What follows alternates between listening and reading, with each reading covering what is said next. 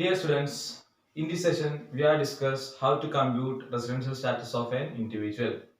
നമ്മൾ കഴിഞ്ഞ ക്ലാസ്സുകളിൽ നമ്മൾ റെസിഡൻഷ്യൽ സ്റ്റാറ്റസ് എന്താണെന്നും അത് എങ്ങനെയാണ് നമ്മൾ കമ്പ്യൂട്ട് ചെയ്യുന്നത് എന്നും അതിന്റെ ബേസിക് കണ്ടീഷൻസും അഡീഷണൽ കണ്ടീഷൻസും ഒക്കെ നമ്മൾ ഓൾറെഡി പഠിച്ചു കഴിഞ്ഞു. ഇനി ആ ബേസിക് കണ്ടീഷൻസും അഡീഷണൽ കണ്ടീഷൻസും ഒക്കെ വെച്ചുകൊണ്ട് നമ്മൾ എങ്ങനെയാണ് ഒരു ഇൻഡിവിജ്വലിന്റെ റെസിഡൻഷ്യൽ സ്റ്റാറ്റസ് ഡിറ്റർമിൻ ചെയ്യുന്നത് എന്ന് നോക്കാം. ഓക്കെ, അപ്പൊ ഞാൻ ഓൾറെഡി നിങ്ങൾക്ക് ഗ്രൂപ്പുകളിലേക്ക് ക്വസ്റ്റ്യൻ ഷെയർ ചെയ്തിട്ടുണ്ട്. അപ്പൊ ആ ക്വസ്റ്റ്യൻ ആണ് നമ്മളിവിടെ വർക്ക്ഔട്ട് ചെയ്യാൻ പോകുന്നത്. അപ്പൊ നിങ്ങൾ ഈ വീഡിയോ കാണുന്ന സമയത്ത് അതിന്റെ കൂടെ തന്നെ വർക്ക്ഔട്ട് ചെയ്ത് പോവുക, ക്വസ്റ്റ്യൻ എഴുതുക, അതിന്റെ കൂടെ തന്നെ നിങ്ങൾ എന്ത് ചെയ്യുക, ക്ലാസ്സിൽ ഇരിക്കുന്നത് എങ്ങനെയാണോ അതുപോലെ നിങ്ങൾ എന്ത് ചെയ്യുക, കൂടെ തന്നെ വർക്ക്ഔട്ട് ചെയ്ത് പോവുക. ഓക്കെ, അപ്പൊ ശ്രദ്ധിക്കുക. അത് തന്നെ ഞാൻ ക്വസ്റ്റ്യൻ ഒന്ന് വായിക്കാം. Mister Higgins, A foreign cricketer, comes to India for 100 days every year since the financial year 2009 to 2010. Find out his residential status for the assessment year 2020-21. എന്താ പറയുന്നത്? മിസ്റ്റർ ഹിഗിൻസ് ഒരു ഫോറിൻ ക്രിക്കറ്റർ ആണ്. Higgins എന്നാണ് അയാളുടെ പേര്. അയാൾ എന്താണ്, എല്ലാ വർഷവും എല്ലാ ഫിനാൻഷ്യൽ ഇയറും 100 ദിവസം ഇന്ത്യയിലേക്ക് വരുന്നുണ്ട്. അപ്പൊ അയാളുടെ റെസിഡൻഷ്യൽ സ്റ്റാറ്റസ് ഡിറ്റർമിൻ ചെയ്യാനാണ് പറയുന്നത് ഫോർ ദ അസസ്മെന്റ് ഇയർ 2020-21 അല്ലെ, 2020-21 അസസ്മെന്റ് ഇയറിലുള്ള അയാളുടെ റെസിഡൻഷ്യൽ സ്റ്റാറ്റസ് ആണ് ഡിറ്റർമിൻ ചെയ്യേണ്ടത്. അതായത് പ്രീവിയസ് ഇയറിലെ അയാളുടെ റെസിഡൻഷ്യൽ സ്റ്റാറ്റസ്. അപ്പൊ പ്രീവിയസ് ഇയർ എന്ന് പറയുന്നത് 1st April 2019 to 31st March 2020 ആണ് എന്ത് പ്രീവിയസ് ഇയർ എന്ന് പറയുന്നത്. നമ്മൾ ഓൾറെഡി ഡിസ്കസ് ചെയ്തിട്ടുണ്ട് എന്താണ് പ്രീവിയസ് ഇയർ അസസ്മെന്റ് ഇയർ എന്നൊക്കെ. അപ്പൊ നോക്കാം. അപ്പൊ നമ്മൾ ആദ്യം തന്നെ ചെയ്യേണ്ടത് എന്താ വെച്ചാൽ നമ്മൾ പ്രീവിയസ് ഇയറിലുള്ള എത്ര ദിവസം അയാൾ ഇന്ത്യയിൽ ഉണ്ട് എന്ന് നോക്കുക. അതായത് നമ്മുടെ ബേസിക് കണ്ടീഷൻസ് ഏതെങ്കിലും ഫുൾഫിൽ ചെയ്യുന്നുണ്ടോ എന്ന് നോക്കുക. There are 2 basic conditions. നമ്മൾ ഓൾറെഡി പറഞ്ഞു എഴുതാണ്. ഫസ്റ്റ് ബേസിക് കണ്ടീഷൻ എന്തായിരുന്നു? പ്രീവിയസ് ഇയറിൽ, അതായത് 1st April 2019 മുതൽ 31st March 2020 വരെയുള്ള കാലയളവിൽ അയാൾ എന്താണ് 182 ദിവസം ഇന്ത്യയിൽ ഉണ്ടായിരിക്കണം. അതായിരുന്നു എന്ത് ഫസ്റ്റ് ബേസിക് കണ്ടീഷൻ. രണ്ടാമത്തെ ബേസിക് കണ്ടീഷൻ എന്തായിരുന്നു? He must be in India for 365 days during the 4 years immediately preceding the assessment year and 60 days during the previous year. രണ്ടാമത്തെ ബേസിക് കണ്ടീഷൻ എന്തായിരുന്നു? പ്രീവിയസ് ഇയറിന്റെ തൊട്ടു മുൻപുള്ള 4 വർഷങ്ങളിൽ 365 ദിവസവും പ്രീവിയസ് ഇയറിൽ 60 ദിവസവും. അപ്പൊ ഓക്കെ, നമുക്ക് ആദ്യം തന്നെ ഫസ്റ്റ് ബേസിക് കണ്ടീഷൻ ഫുൾഫിൽ ചെയ്യുന്നുണ്ടോ നോക്കാം. He must be in India. First basic condition എന്തായിരുന്നു? He must be in India for a period of 182 days during the previous year. നോക്കാം. അപ്പൊ ക്വസ്റ്റ്യൻ എന്താ പറയുന്നത്?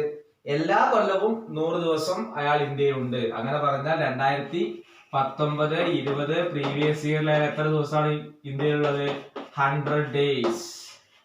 100 days ആണ് എന്ത് ഇന്ത്യയിൽ സ്റ്റേ ചെയ്തിട്ടുള്ളത്. അപ്പൊ നമുക്ക് ആദ്യത്തെ ബേസിക് കണ്ടീഷൻ ഫുൾഫിൽ ചെയ്യാൻ സാധിക്കോ? ഇല്ല. കാരണം എന്താണ്? പ്രീവിയസ് ഇയറിൽ 182 ദിവസം വേണമെന്ന് പറയുന്നുണ്ട്. അപ്പൊ ഓക്കെ, നമുക്ക് എന്ത് പറയാം? ആദ്യത്തെ ബേസിക് കണ്ടീഷൻ സാറ്റിസ്ഫൈ ചെയ്യുന്നില്ല. then we goes to second basic condition. എന്താണ്? പ്രീവിയസ് ഇയറിൽ 60 ദിവസവും പിന്നെ എന്താ പറയുന്നത്? പ്രീവിയസ് ഇയറിന്റെ തൊട്ടു മുൻപുള്ള 4 ഇയേഴ്സിൽ 365 ഡേയ്സും. ഓക്കെ, ആദ്യം പറയുന്നത് എന്താണ്? പ്രീവിയസ് ഇയറിൽ 60 ഡേയ്സ്. അത് ഓക്കെ ആണല്ലേ? പ്രീവിയസ് ഇയറിൽ 100 ദിവസം ഇന്ത്യയിലുണ്ട്. അങ്ങനെ പറഞ്ഞാൽ പ്രീവിയസ് ഇയറിൽ, അതായത് 2019-20 60 ദിവസമായി ഇന്ത്യയിലുണ്ട്. ഓക്കെ, നെക്സ്റ്റ് എന്താണ്? പ്രീവിയസ് ഇയറിന്റെ തൊട്ടു മുൻപുള്ള 4 വർഷങ്ങളിൽ 365 ദിവസം. പ്രീവിയസ് ഇയറിന്റെ തൊട്ടു മുൻപുള്ള 4 വർഷങ്ങൾ എന്ന് പറഞ്ഞാൽ ഏതൊക്കെയായിരിക്കും? പ്രീവിയസ് ഇയർ എന്ന് പറഞ്ഞാൽ 2019-20 ആണ്. അപ്പൊ 2018-19, 2017-18, 2016-17, then 2015-16. ഇത്രയാണ് പ്രീവിയസ് ഇയറിന്റെ തൊട്ടു മുൻപുള്ള 4 വർഷങ്ങൾ എന്ന് പറഞ്ഞാൽ എന്താണ്? ഇത്രയുമാണ്. അപ്പോ പ്രീവിയസ് ഇയറിന്റെ തൊട്ടു മുൻപുള്ള 4 വർഷങ്ങളിൽ 365 ദിവസം ഉണ്ടോ എന്ന് നോക്കാം. ക്വസ്റ്റ്യൻ ക്ലിയർ ആയിട്ട് പറയുന്നുണ്ട് ഓരോ ഫിനാൻഷ്യൽ ഇയറും 100 ദിവസം ഇന്ത്യയിലേക്ക് വരുന്നുണ്ട് എന്ന്. ക്ലിയർ. അപ്പൊ 2015-16 100 ഡേയ്സ് ഉണ്ട്. 2016-17 100 ദിവസം വരുന്നുണ്ട് അല്ലെ. 2017-18 100 ദിവസം, അത് 100 ഡേയ്സ്. 2018-19 100 ഡേയ്സ്. അങ്ങനെ പറഞ്ഞാൽ 365 400 ഡേയ്സ് എന്താണ് ഇന്ത്യയിലുണ്ട്. അതായത് പ്രീവിയസ് ഇയറിന്റെ തൊട്ടു മുൻപുള്ള 4 വർഷങ്ങളിൽ 400 ദിവസം ഇന്ത്യയിലുണ്ട്. അങ്ങനെ പറഞ്ഞാൽ രണ്ടാമത്തെ ബേസിക് കണ്ടീഷൻ ഫുൾഫിൽ ചെയ്യുന്നുണ്ട്. രണ്ടാമത്തെ ബേസിക് കണ്ടീഷൻ എന്തായിരുന്നു? പ്രീവിയസ് ഇയറിൽ 60 ദിവസവും പ്രീവിയസ് ഇയറിന്റെ തൊട്ടു മുൻപുള്ള 4 വർഷങ്ങളിൽ 365 ദിവസമെങ്കിലും ഉണ്ടാവണം. അങ്ങനെ വരുന്ന സമയത്ത് എന്താണ് രണ്ടാമത്തെ ബേസിക് കണ്ടീഷൻ അയാൾ എന്ത് ചെയ്തിരുന്നു? സാറ്റിസ്ഫൈ ചെയ്തിരിക്കുന്നു. അപ്പൊ നമുക്ക് ഉറപ്പായി എന്താണ്? He's resident. നമ്മൾ പറഞ്ഞിട്ടുണ്ട് ഏതെങ്കിലും ഒരു ബേസിക് കണ്ടീഷൻ ഫുൾഫിൽ ചെയ്യാണെങ്കിൽ നമുക്ക് എന്ത് പറയാം? ഹീസ് റെസിഡന്റ് ഇൻ ഇന്ത്യ എന്ന് പറയാം. ഇനി നമുക്ക് നോക്കേണ്ടത് റെസിഡന്റ് ആൻഡ് ഓർഡിനറി റെസിഡന്റ് ആണോ, resident but not ordinary resident ആണോ എന്നാണ്. ക്ലിയർ? റെസിഡന്റ് ആവണമെങ്കിൽ എന്താണ്? Any one of the basic condition fulfil ചെയ്താൽ മതി. ഇപ്പൊ രണ്ടാമത്തെ ബേസിക് കണ്ടീഷൻ അത് ഫുൾഫിൽ ചെയ്തിട്ടുണ്ട്. അങ്ങനെയാണെങ്കിൽ നെക്സ്റ്റ് നമ്മൾ നോക്കേണ്ടത് എന്താണ്? റെസിഡന്റ് ആൻഡ് ഓർഡിനറി റെസിഡന്റ് ആണോ അതോ resident but not ordinary resident ആണോ എന്നാണ്. റെസിഡന്റ് ആൻഡ് ഓർഡിനറി റെസിഡന്റ് ആവണമെങ്കിൽ എന്താണ്? Any one of the basic കണ്ടീഷൻസും ബോത്ത് ദ അഡീഷണൽ കണ്ടീഷൻസും സാറ്റിസ്ഫൈ ചെയ്യണം. റെസിഡന്റ് നോട്ട് ഓർഡിനറി റെസിഡന്റ് ആവണമെങ്കിൽ എന്താണ്? ബേസിക് കണ്ടീഷൻ മാത്രം ഫുൾഫിൽ ചെയ്താൽ മതി. ക്ലിയർ? അപ്പൊ നമുക്ക് അടുത്ത് നോക്കേണ്ടത് എന്താണ്? രണ്ട് ബേസിക് കണ്ടീഷൻ നമുക്ക് പഠിച്ചിട്ടുണ്ട്. ആ രണ്ട് ബേസിക് കണ്ടീഷൻ സാറ്റിസ്ഫൈ ചെയ്യുന്നുണ്ടോ എന്ന് നോക്കാം. ഏതൊക്കെയായിരുന്നു ബേസിക് കണ്ടീഷൻസ്? ഓൾറെഡി നമ്മൾ ഡിസ്കസ് ചെയ്തതാണ്. ഏതൊക്കെയായിരുന്നു? First one, he must be in India for at least 2 years out of 10 years preceding the relevant previous year.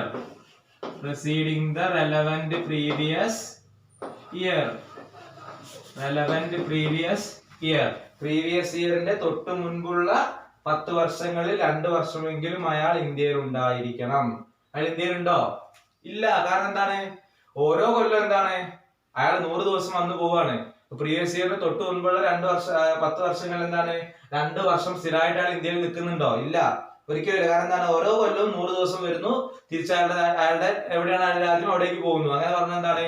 ഓരോ ദിവസം 100 ഡേയ്സ് ഇന്ത്യയിലുള്ളൂ. അതുകൊണ്ട് എന്താണ്?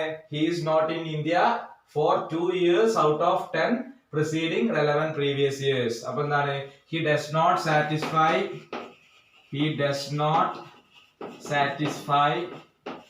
satisfies first additional condition. എന്താണ്? ആദ്യത്തെ അഡീഷണൽ കണ്ടീഷൻ അയാൾ സാറ്റിസ്ഫൈ ചെയ്യുന്നില്ല. രണ്ടാമത്തെ അഡീഷണൽ കണ്ടീഷൻ എന്തായിരുന്നു? പ്രീവിയസ് ഇയറിന്റെ തൊട്ട് മുൻപുള്ള 7 വർഷങ്ങളിൽ 730 ദിവസം. He must be in India at least 730 days during 7 years immediately preceding the previous ഇയറിന്റെ തൊട്ട് മുൻപുള്ള 7 വർഷങ്ങളിൽ 730 ദിവസം. നമുക്ക് ക്വസ്റ്റ്യൻ നോക്കിയാൽ മനസ്സിലാവുമ്പോൾ ഉണ്ടാവില്ല. കാരണം എന്താണ്? ഓരോ വർഷവും എന്താണ്? അയാൾ എന്താണ്? 100 ദിവസമേ ഇന്ത്യയിലുള്ളൂ. പ്രീവിയസ് ഇയറിന്റെ തൊട്ട് മുൻപുള്ള 7 വർഷങ്ങളിൽ 730 ദിവസം ഉണ്ടാവില്ല. എത്ര ഉണ്ടാവുള്ളൂ? 700 ഡേയ്സ് മാത്രമേ എന്തുണ്ടാവുള്ളൂ? അയാൾ സ്റ്റേ ചെയ്തിട്ടുണ്ടാവുള്ളൂ അല്ലെ? ലോജിക്കലി ചിന്തിച്ചാൽ മനസ്സിലാവും. കാരണം ഓരോ വർഷം 100 ദിവസമാണ് ഇന്ത്യയിൽ നിൽക്കുന്നത്. അങ്ങനെ പറഞ്ഞാൽ പ്രീവിയസ് ഇയറിന്റെ തൊട്ട് മുൻപുള്ള 7 വർഷങ്ങളിൽ 7 into 100 എത്രയാണ്? 700 ഡേയ്സ് വരുള്ളൂ. അപ്പൊ എന്താണ്? He does not satisfies second additional condition.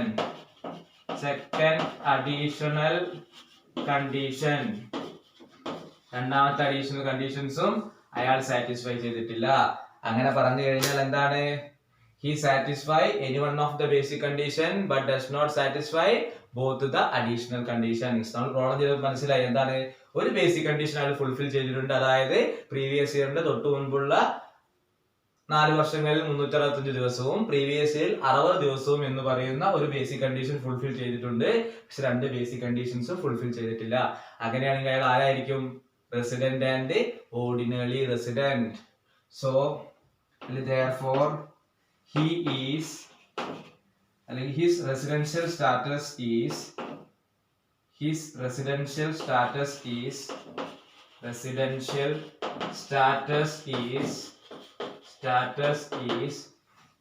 resident but not ordinarily resident but not ordinarily